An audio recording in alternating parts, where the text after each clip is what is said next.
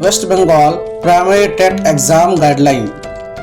Primary TET कौन सा syllabus होगा, प्रश्न पत्र कैसा और क्या होगा, परीक्षा पास करने के लिए कितने अंक चाहिए होंगे।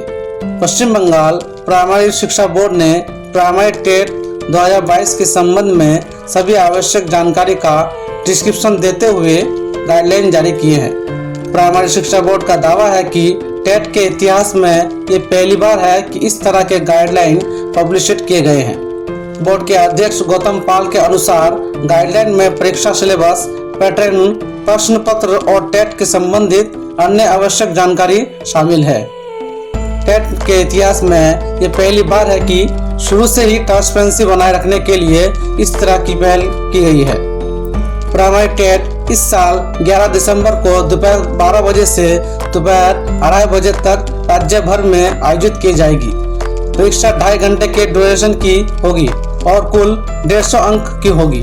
बोर्ड की ओर से जारी गाइडलाइन के मुताबिक पूरी परीक्षा एमसीक्यू के सवालों पर आधारित होगी। प्रत्येक प्रश्न 1 अंक का होगा, यानी 150 अंकों के 150 एमसीक्यू प्रश्न होंगे। प्रत्येक प्रश्न के 4 अल्टरनेटिव उत्तर होंगे, इनमें से सही उत्तर चुनिए। कुल 5 सब्जेक्ट पर 150 प्रश्न होंगे, इनमें से 30 प्रश्न चाइल्ड डेवलपमेंट और पेडागोजी से पूछे जाएंगे। इसी तरह पहली लैंग्वेज यानी बंगाली, हिंदी, उर्दू, तेलुगु, नेपाली, उर्दू से 30 होंगे।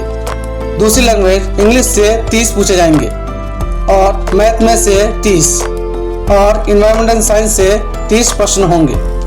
बोर्ड द्वारा प्रत्येक सब्जेक्ट के प्रश्न पत्रों के पैटर्न और स्टैंडर्ड की भी जानकारी दी गई है।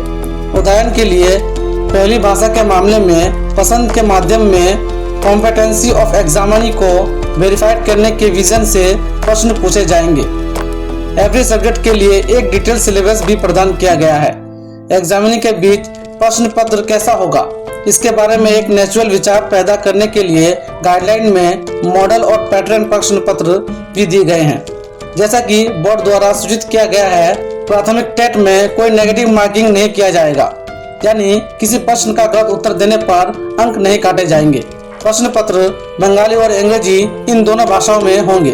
परीक्षा में 60% या उससे अधिक अंक हासिल करने वाले उम्मीदवारों को टेट पास माना जाएगा। रिजर्व्ड कैटेगरी के उम्मीदवारों के मामले में 5% की छूट होगी, यानी 55% या इससे अधिक अंक प्राप्त करने पर वह टेट पास करेंगे।